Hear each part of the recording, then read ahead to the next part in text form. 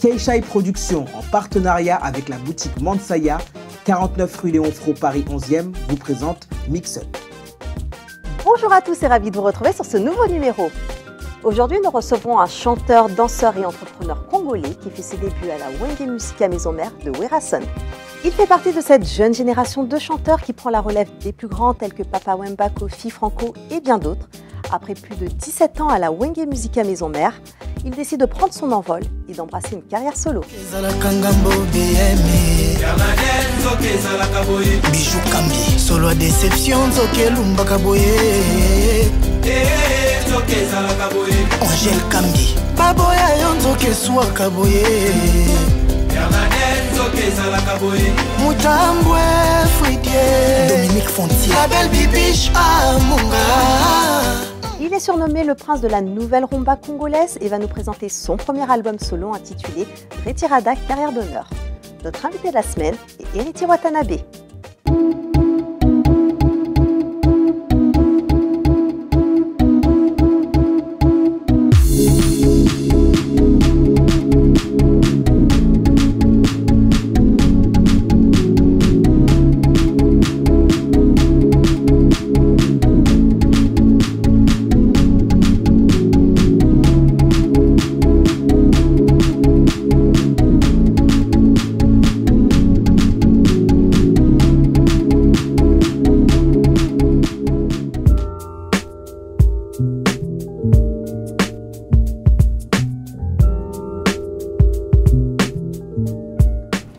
Bonjour Héritier. Bonjour. Merci d'être avec nous.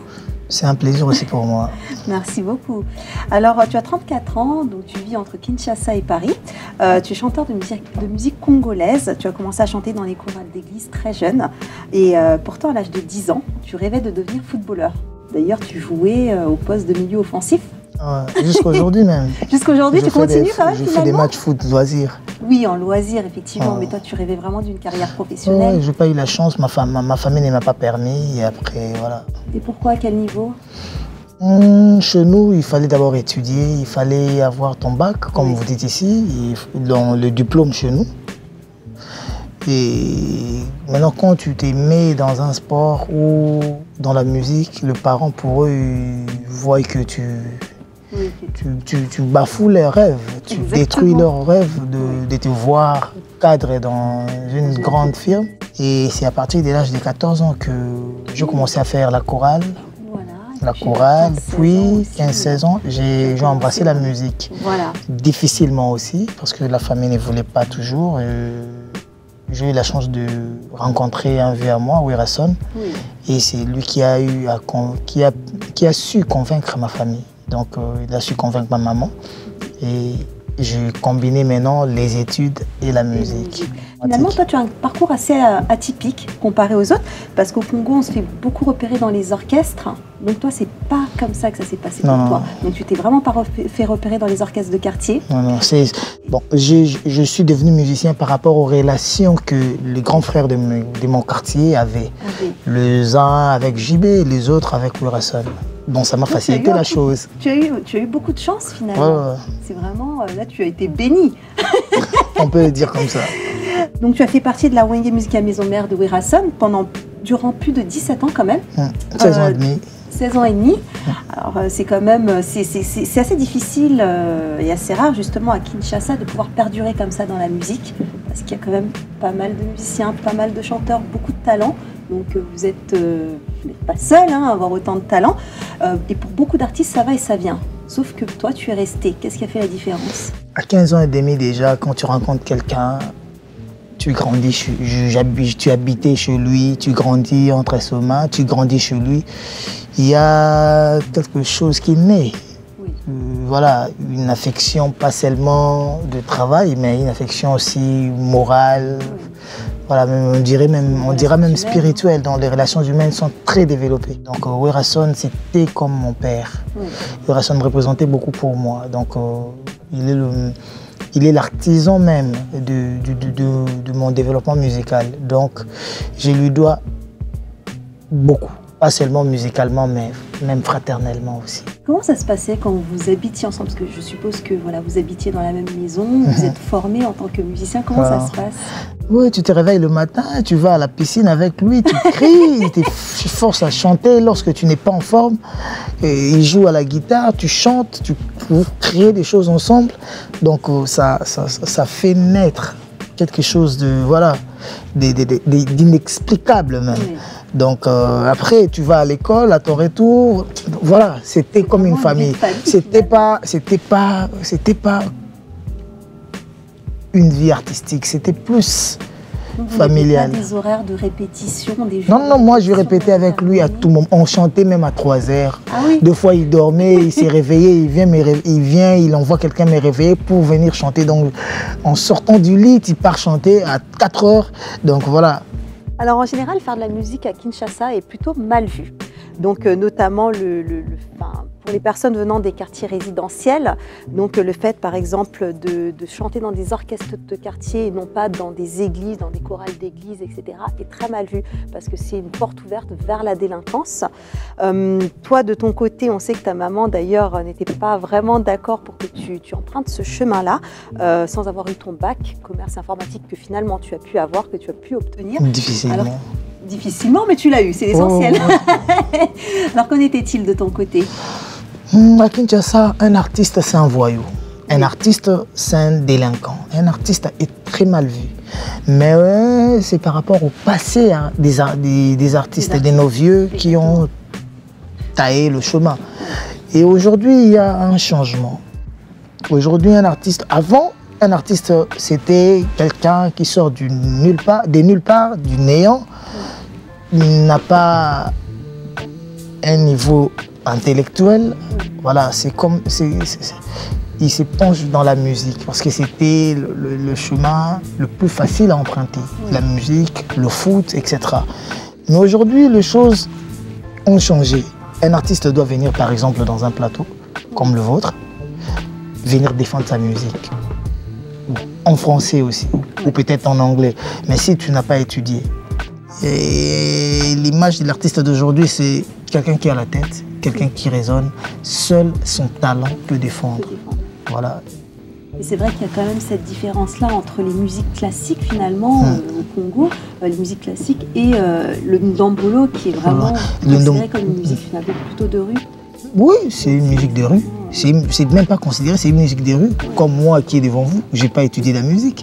Je connais même pas le solfège, je consors. Je connais rien de la musique. Peut-être la musique vite fait, les intervalles, tout ça là, j'ai étudié ça, la musique, la définition à l'école, vite fait. Mais je n'ai pas fait la musique et je n'ai pas étudié la musique.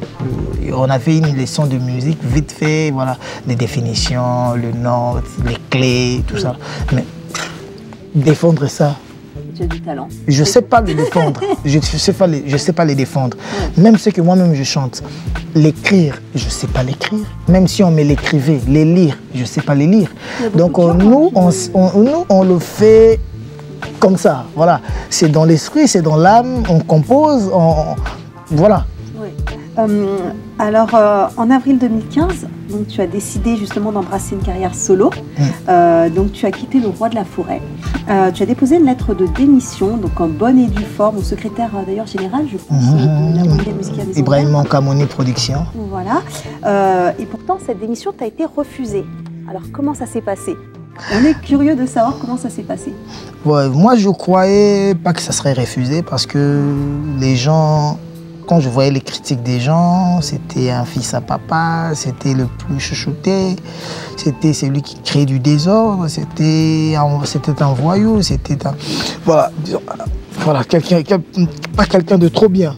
Et je croyais que je ne pouvais pas partir comme tous les autres. Parce que le Roi de la Forêt se plaignait toujours que tous les musiciens qui sont partis, ne sont pas partis par la grande porte.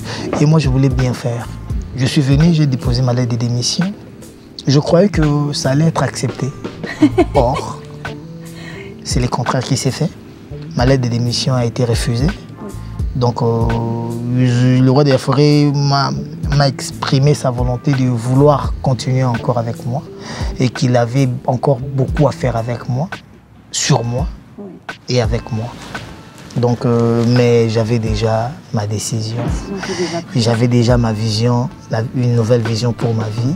Donc je ne pouvais plus reculer en arrière, faire marche arrière. Donc je me suis décidé de partir malgré le refus. Donc voilà. Quelles sont vos relations aujourd'hui? Je dirais peut-être bien, mais je ne sais pas comment eux ils le prennent. Oui. C'est comme si tu vivais avec moi en divorce. Oui. Je ne sais pas comment toi tu prendras ou tu ne sauras pas comment moi je le prendrai. Oui, je le prendrai. Donc moi, ce qui est plus important est que je garde de bons souvenirs. Oui. Je garde l'image positive de mon passage de Reggae Musique à Maison Mère. Et après, à eux aussi de voir leur manière. Voilà, j'impose rien, je veux rien aussi en retour. Moi, c'est ma famille. Après, voilà. Et après, tu verras ce qu'il en est. Alors... Mais j'hésite pas de voir ce qu'ils font, surtout quand je suis sur YouTube. Quand je pas aller voir, mais de temps en temps, quand il y a quelque chose de nouveau, tu le vois. Quand tu es sur YouTube, tu le vois, ça s'affiche. Et après, je rentre, je vois, voilà, il y a des amis là-bas. Tu as gardé quand même des contacts avec... Contact, c'est trop dur, c'est trop dur, mais voilà.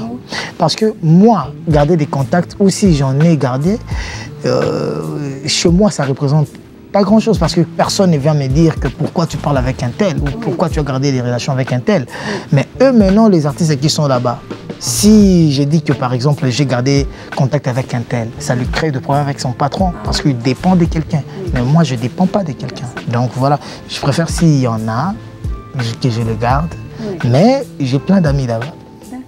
Souvent, on parle aussi, pas trop, mais occasionnellement.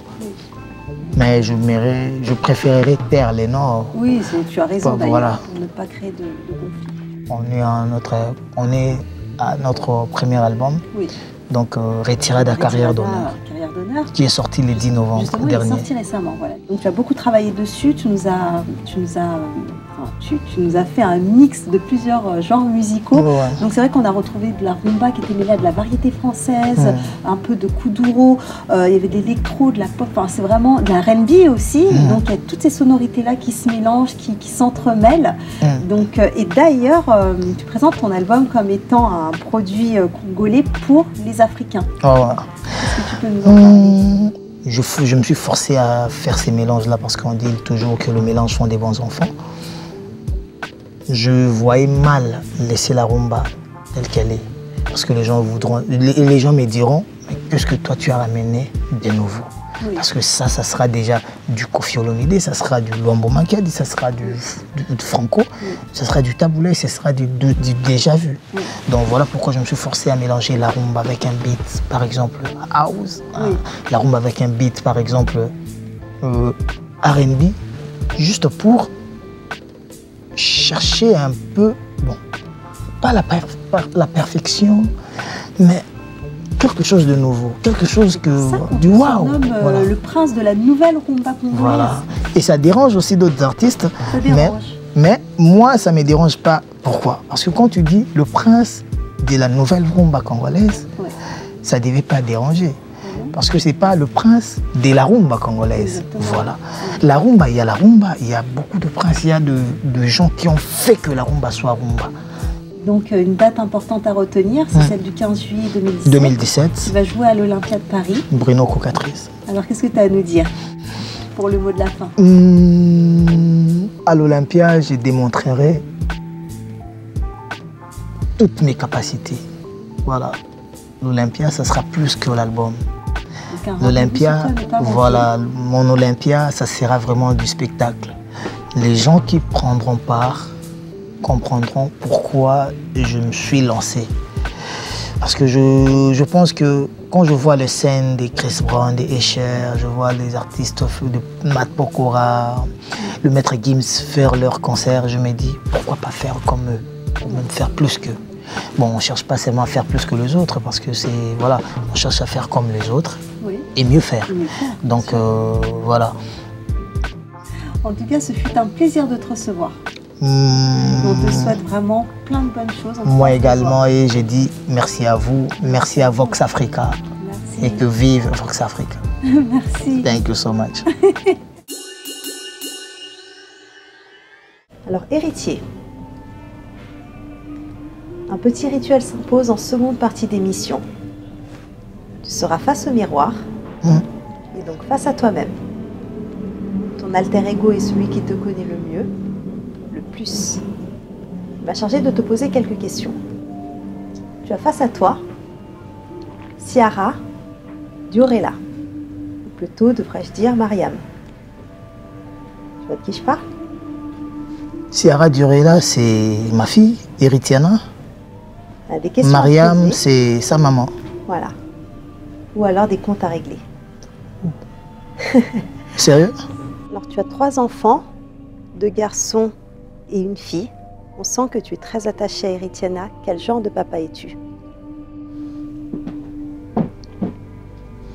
Comme tout papa, j'aime mes enfants. Héritiana, c'est un peu différent par rapport aux autres.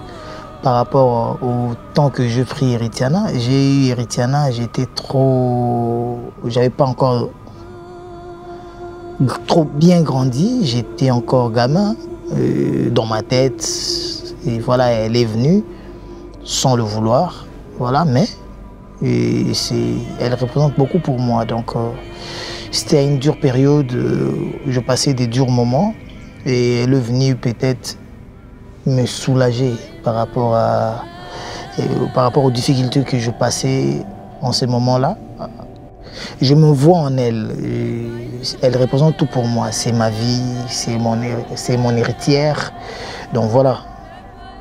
Alors tu refuses que ta fille Héritiana puisse faire de la musique plus tard.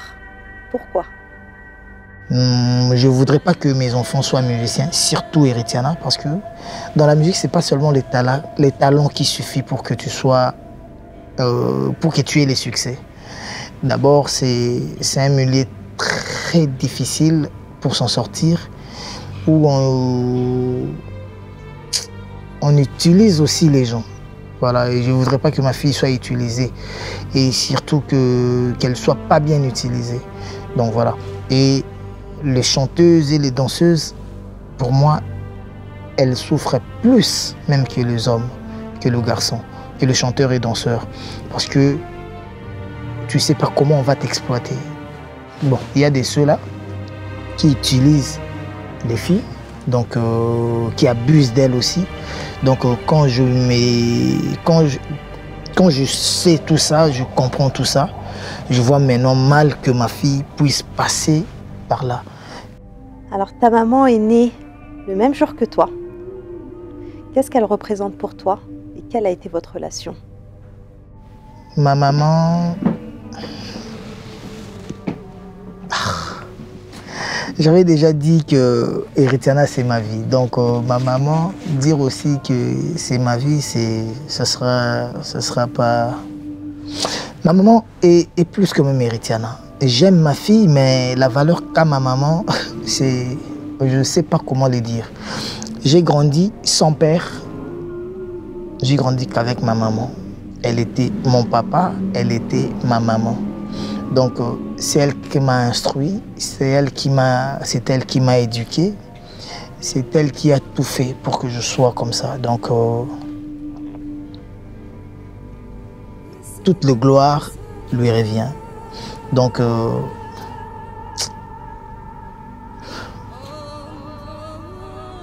imagine un garçon qui est né sans papa et qui a connu que sa maman. Donc, elle a su combler ces vides-là. Donc, pour moi, donc, comme on dit, les parents sont des dieux ici sur Terre. Donc, c'est vraiment une déesse pour moi. Alors, Héritier Watanabe, comme beaucoup d'artistes, tu as été victime de rumeurs, notamment concernant une liaison avec la belle-sœur de Werason, Nancy, et d'avoir eu un enfant avec elle.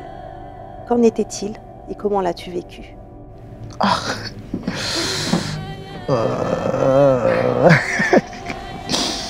Bon, moi, je ne me fie pas aux rumeurs. Les rumeurs, c'est pour les gens de la rue. Moi, je reste dans le professionnel. Donc, voilà. Mais je vous avais parlé de Dircy, mon cadet. Je l'ai eu avec Nancy, voilà. Ça n'a rien à voir avec belle-sœur, si c'est quoi ça, voilà. Rien à voir. J'ai eu mon dernier fils avec Nancy. Et voilà. Mais ça posait problème. Pourquoi? Parce que je l'ai eu, on n'était pas ensemble. Tu as connu quelqu'un, vous êtes sorti avec une fille, il a fait un enfant, donc il y avait des procédures, il fallait le parquet, il fallait les tests ADN, il fallait, voilà, plein de trucs pour justifier juste ça. Et après, j'ai pris mon fils en charge. Donc aujourd'hui, il est avec sa maman et moi. Donc voilà, mais on ma charge à 100%. Alors, héritier, quand as-tu pleuré pour la dernière fois? Pleurer? Je sais pas. La dernière fois j'ai pleuré, oui, c'était en 2015, je pense. C'était en 2015, au mois d'août. J'ai perdu quelqu'un qui représentait beaucoup pour moi, qui m'a beaucoup aidé. Une fille, la raison même que c'était même la personne qui m'a influencé à chanter la chanson DDD de mon album, parce qu'elle voulait que je chante pour sa belle-sœur. Donc je ne l'ai jamais dit, je l'ai dit aujourd'hui. Vivi Emeraude Ngoyo, donc la petite sœur de Denis Christelle, Kiki Sassou, et Claudia Ikia, les Mbomba Sassou. Donc voilà. Vivi a beaucoup fait pour moi et elle est partie quelques jours avant qu'on fête mon anniversaire parce qu'on voulait combiner nos fêtes. Elle voulait qu'on fête nos fêtes, nos anniversaires ensemble et elle est partie juste quelques jours avant. Donc en plus elle allait avoir la trentaine, je pense si je ne me trompe pas. Donc elle voulait fêter ses 30 ans et elle voulait aussi fêter le deuil de sa maman. Donc comme j'avais dit avant, l'homme propose, Dieu dispose. Dieu a préféré que ce soit le contraire. On l'a enterrée et elle est partie, mais elle vit en nous. Je demande toujours à Dieu qu'il protège son âme et que son âme repose en paix. Donc voilà. Alors héritier, pour finir, je vais te demander de lui chanter, de lui dédicacer un morceau de ton choix de 30 secondes. Soki alobi fwa kokisa lobaki akoyana pokwa apesanga bolingo naza sur ke kiki akosolola lelo e Koko Claudia Sassou kosolola lelo yana Vivi Emeraude na lelivia. Le fer est fort mais le feu le fond. Le feu est fort, mais l'eau l'éteint. Donc voilà. Alors, héritier, l'émission touche maintenant à sa fin. Ouais. Je vois que tu es un peu méfiant. Non, ça va. Un peu inquiet. Non. Alors, avant ça, Ouais. sache que l'invité de l'émission précédente a décidé de te poser une question ou alors de t'imposer un gage. La mission sera d'y répondre ou de l'accomplir. Regarde, ça se passe par ici. Ah, moi j'ai beaucoup souffert. Donc le prochain invité, ce sera pareil. Et ta mission sera la suivante. Tu vas manger, et quand je dis manger, c'est un croc, hein, un bon croc dans un bon piment, hein, qu'elle va te ramener, enchaîné avec une grosse cuillère à soupe de moutarde. Voilà. Et tu n'as pas le droit de boire d'eau et de pain pendant 30 secondes. Yak. C'est la vengeance, tu es mauvais. Je suis mauvais. Faut se méfier de l'eau qui dort. C'est ça. Alors héritier, tu vois bien que l'eau t'a chargé de prendre un croc de ce piment qui est bien grand, bien vert et qui doit piquer. Je te le donne et tu devras relever son gage. Et après, vous réglerez vos comptes, hein. Ça, c'est plus mon problème. Bon courage. Déjà, le piment, c'est pas bien pour la voix. C'est très bon pour la voix, ça te dégage. C'est ce que tu penses? Non, c'est pas bien, c'est pas trop bien pour la voix. Et la moutarde, j'aime pas aussi. Ah, mais tu sais, tu seras obligé de relever le gage, hein. La moutarde est là et t'attend. Je dois manger ça après la moutarde? C'est ça. Il a été cruel. Non, hein. mais il faut déjà ouvrir la Tu veux que moutarde. j'ouvre? Bon, allez, je vais ouvrir. Hop. Ah, ça truc. Ça te détruit pas les ongles, je vais t'aider. Non, non, non, t'inquiète pas. Tout va bien. Ah. C'est pas très propre, désolé. Elle est bonne pourtant, La cette cuillère. moutarde. Là, il y a une cuillère. Oh là là là. Tu veux que je relève le gage avec toi? Ce sera bien. Ouais. Mais Bon. voilà, je n'aimerais pas que tu souffres. Ah, je suis prête à souffrir pour t'aider.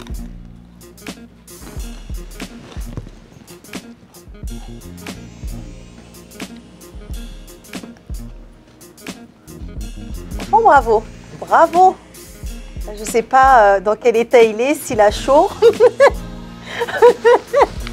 Mais non, il est bien. Hein. Mais non, il est bien. Tu penses? Oui. Oh là là, je souffre. Tu es resté beau et tout normal et tout frais. Sérieux? Tu transpires pas. Sérieux? Je souffre. C'est vrai, tu souffres? L'eau. Vous avez réglé vos comptes, moi je ne suis pas dedans. Eh ben bravo. Écoute, je te fais la bise. Je te remercie d'avoir été avec nous. Et on va se quitter sur un nouvel épisode en tout cas. Et moi, j'ai... Si, tu vas le faire. Ah, juste bon. après. Merci. On sent que tu veux te venger. Non, moi, je vais pas me venger, mais je vais demander quelque chose. On va y aller. Les boissons d'Ivouba vous présentent ces élixirs aphrodisiaques naturellement bio.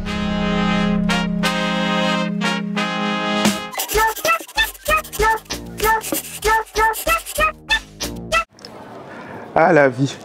En tout cas, établissement dedans. Je dois vous raconter un truc. Qu'est-ce que vous avez à regarder les gens et à écouter tout ce que c'est dit quand vous marchez? C'est pas parce que tu es Congolais, tu es Malien, tu es Camerounais, tu es Ivoirien que si tu entends quelqu'un parler ton patois ou ta langue à l'extérieur, tu dois le causer. On est amis. C'est un lycée, on a rassemblé tous les élèves. C'est ça. Même si je suis ta région, tu me vois parler avec mon ami, faut pas m'interrompre. Là, dehors, là, le matin, je suis en train de monter, je viens de mon travail. Je cause avec ma copine, là. Elle a beaucoup de cheveux comme ça, se croit pour une caucasienne et pourtant c'est une blague. Il y a quelqu'un qui s'approche, il nous entendait causer là. Il arrive. Excusez-moi, hein. Vous êtes de chez moi. Hein. On était là. Oui, parce qu'il me parlait de mon patois. Vous connaissez mon patois? Je vous le dirai plus tard. Moi, j'ai dit, monsieur, oui. Et après, on était là en mode genre. Et le monsieur, il dit, hey, j'ai compris que ça, c'est les patrons de chez nous. Si c'était le patron de l'autre côté du fleuve, on allait savoir. Mais ça, c'est notre patron. On était là. Il était là, oui. En tout cas, s'il me demandait une cigarette, je vais le répondre en français. Parce que quand moi, je me mets à parler français, tout monte, tout se déchire. Il avait la chance. Arrêtez ça, arrêtez ça. Tu vois quelqu'un qui parle ton patron dans la route, c'est pas de ta famille. Tu n'as pas à l'aborder. Merci, en bon entendeur, salut. Retrouvez toute l'actualité de Héritier Watanabe sur sa page Facebook, Héritier Watanabe officiel. L'émission continue sur nos réseaux sociaux. Un grand merci à vous de nous avoir suivis et rendez-vous la semaine prochaine avec un nouvel invité.